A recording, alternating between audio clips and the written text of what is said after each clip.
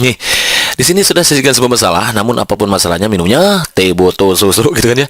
Selalu hari permasalahan semua jadi Semoipe Solution. Biar apa? Iya betul, biar inspirasi gitu kan ya. Lagi katanya ya. Number one. Salah satu bentuk pengamalan sila keempat dalam sidang PPKI tanggal 18 Agustus tahun 1945 yang merupakan sidang pertama PPKI yang dilaksanakan tepat sehari setelah pembacaan proklamasi kemerdekaan Indonesia adalah bla bla bla. Tuh kan kawan-kawan. A ya. Nggak, kita lanjutin dulu bacanya ya. Mengesahkan Undang-Undang 1145 sebagai konstitusi negara. B. Memilih dan mengangkat presiden dan juga wakil presiden Indonesia secara aklamasi. C. Pembentukan Komite Nasional Indonesia Pusat KNIP melalui pemilihan umum. D. Membentuk 12 kementerian dan 4 menteri negara melalui pemungutan suara. E. Membentuk Partai Nasional Indonesia. Itu kan kawan-kawan. Jadi sejarah Indonesia baik itu BPKI itu kan kawan-kawan sudah Maki buatkan videonya ya, video pembelajarannya. Kemudian juga ada PPKI, kemudian ada sejarah 3 serangkai, kemudian ada sejarah proklamasi kemerdekaan Indonesia, sejarah proklamasi kemerdekaan Indonesia SPKI gitu kan ya. Kemudian ada sejarah Budi Utomo, Maki buatkannya Budi Utomo. Kemudian juga ada sejarah SDI ataupun SI, sudah lengkap di sana. Nah, semua ini tentunya harus dikuasai. Kenapa? Karena kita tidak tahu jenis soal mana yang akan keluar gitu. Namun kalau kita sudah membaca, banyak tahu, banyak belajar, menentukan wawasan kita jadi luas. Kalau wawasan kita luas, maka nanti insya Allah kita akan bisa menjawab soal yang diberikan. Seperti atau kayak contoh yang Maki berikan berikut ini. Nih. Jadi, di sini memang yang ditanyakan adalah pengamalan sila keempat. Di mana kata kunci sila keempat itu, sebagaimana Maki katakan beberapa pertemuan yang lalu, sila keempat itu kata kuncinya adalah demokrasi, kawan-kawan. Jadi kerakyatan dipimpin oleh kebijaksanaan dalam permusyawaratan perwakilan demokrasi atau musyawarah untuk mencapai mufakat kan gitu ya, untuk mencapai mufakat. Nah, kalau ada kata-kata ini ya udah kemungkinan itu adalah implementasi dari sila keempat. Namun yang jadi masalah ternyata di sini bentuk pengawalan sila keempat pada sidang PPKI tanggal 18 Agustus tahun 1945.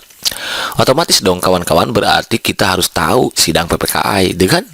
Jadi nggak ada yang sia-sia kalau kita belajar ya. Semuanya insya Allah akan berguna itu. Seperti kita ketahui bahwa di video-video mengakhir sebelumnya bahwa sidang PPKI itu ada 3 kali, walaupun beberapa buku menyatakan 4 kali pokoknya ya. Silahkan kawan-kawan, yang penting tahu aja yang mana karena nanti soal nggak mungkin keluar kedua soal yang berbeda gitu kawan-kawan, pasti nanti tujuannya sama. Sidang PPKI yang pertama itu ada tanggal 18 Agustus kan, sidang yang kedua tanggal 19 Agustus, kemudian yang ketiga ada 22 Agustus. Nah, untuk mengetahui sidang, untuk menjawab soal ini berarti ya udah kita harus tahu apa? Tahu isi dari hasil sidang tanggal 18 Agustus tahun 1945 ini. Yang katanya hasil sidang itu mencerminkan sila keempat gitu pengamalannya gitu kan ya. Yang A, mengesahkan Undang-Undang 1945 sebagai konstitusi negara. Apakah dia memang masuk ke hasil sidang tanggal 12? Masuk kan? Masuk. Tapi sayangnya di sini tidak ada kata-kata demokrasi. Berarti ini wrong. Dia masuk tapi enggak tepat gitu, wrong ya. Yang B, memilih dan mengangkat presiden dan juga presiden secara aklamasi. Apakah dia masuk hasil sidang tanggal 18? Masuk. Kira-kira dia mencerminkan sila keempat nggak? Nah, bisa jadi karena di sini ada kata aklamasi gitu kan ya. Pembentukan Komite Nasional Indonesia Pusat melalui pemilihan umum. Apakah KNIP itu dibentuk pada tanggal 12? Betul, dibentuk tanggal 18, tapi ternyata bukan melalui pemilihan umum kan? Nah, ini ada kata-katanya yang ini jebakan Batman. Jadi ini wrong. Membentuk 12 kementerian negara dan menteri negara melalui penguntutan suara nih. Apakah 12 kementerian ini dibentuk tanggal 18 ini? Enggak ya, kalau nggak salah ini tanggal 19-nya. Berarti ini udah jelas wrong. Jadi penguntutan suara juga enggak kan, kalau ini tidak melalui penguntutan suara. Membentuk Partai Nasional Indonesia ini bukan, juga enggak masuk karena dia adalah hasil sidang tanggal 22 Agustus gitu, tahun 1945. Berarti tugas kita dan tinggal memilih ini B, yaitu memilih dan mengangkat presiden dan juga wakil presiden Indonesia secara aklamasi. Nah, betul ini. Jadi secara aklamasi. Jadi di atas usul saat itu adalah atas usul Otto Iskandar Dinata. Jadi yang mengusulkannya Otto Iskandar Dinata, maka dilakukanlah pemilihan presiden secara aklamasi itu, Iskandar Dinata. Nah, jadi ternyata bentuk pengawalan sila keempat pada sidang PPKA yang pertama sehari setelah proklamasi kemerdekaan itu adalah yang B, memilih dan mengangkat presiden dan juga presiden di Indonesia secara aklamasi gitu kan. Jadi kalau kalian nggak tahu isi sidang hasil tanggal 18, hasil sidang tanggal 19, hasil sidang PPKI tanggal 22-nya, maka kawan-kawan tidak bisa menjawab ini gitu. Jadi tetap semua yang kita pelajari, semua yang kita baca insya Allah akan berguna dan bermanfaat. Coba kalau kita tidak tahu, pasti kita akan memilih pemilu itu kan ya. Kemungkinan berikutnya kita akan memilih yang mana lagi, yang pemungutan suara juga. Karena di sini ada kata pemungutan suara ataupun demokrasi. Nggak selalu gitu ya. Karena ternyata ada beberapa kalimat yang lain itu bukan hasil sidang PPKI yang pertama. Begitu kan understand? Inap. Jadi saya mantap. Kalau mantap, next soalnya bercuh nih. Soalnya kayak gini, kita baca bareng-bareng lagi gitu ya.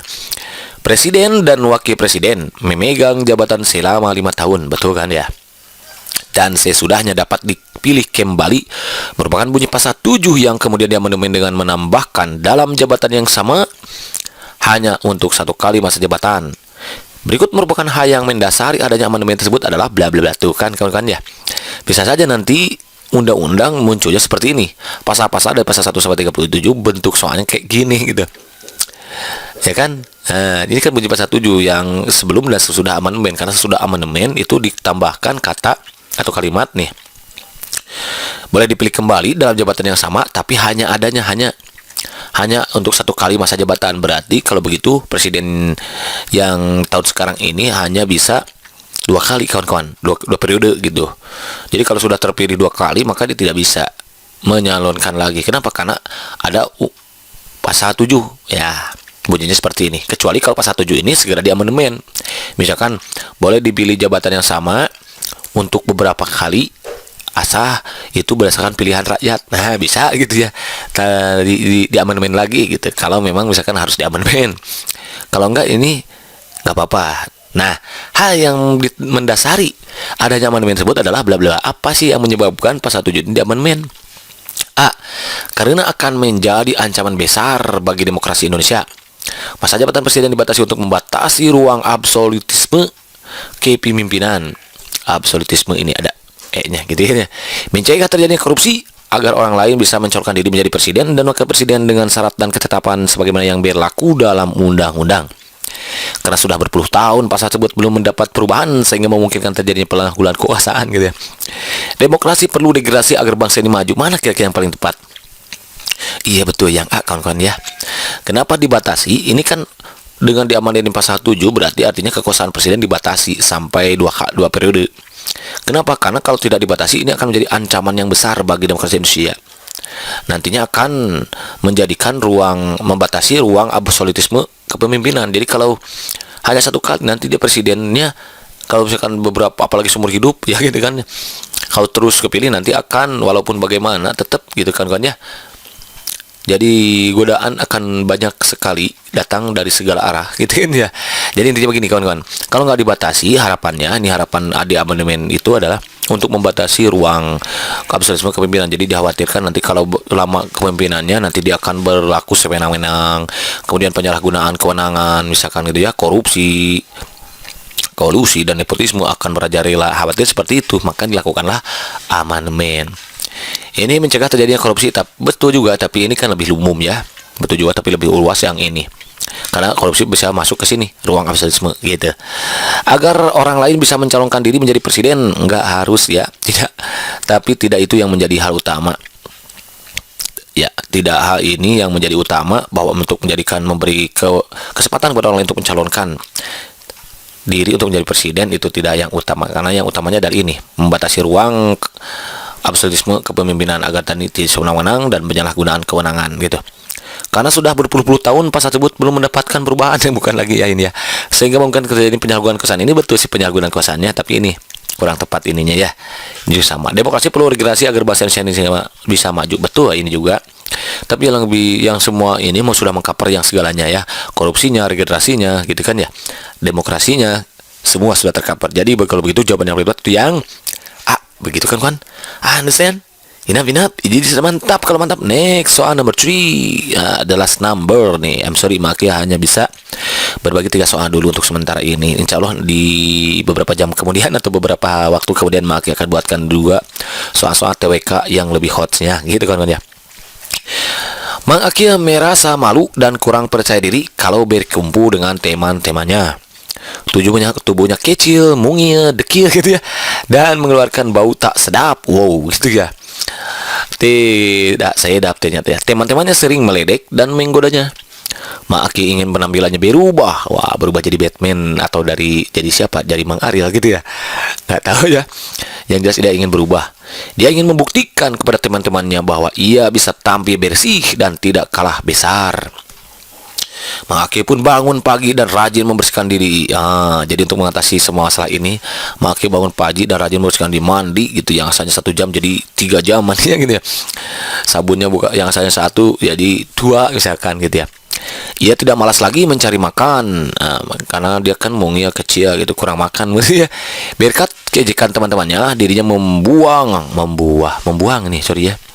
Sorry, salah yang ngetik deh. Siapa yang ngetik? Mang Aki, balik salah. Mang Aki gitu ya. Dirinya membuang jauh-jauh sifat malasnya. Pertanyaan adalah nilai moral pada kutipan cerita tersebut adalah bla bla bla. A. Dalam pergaulan harus memusnahkan sikap berkuasa. B.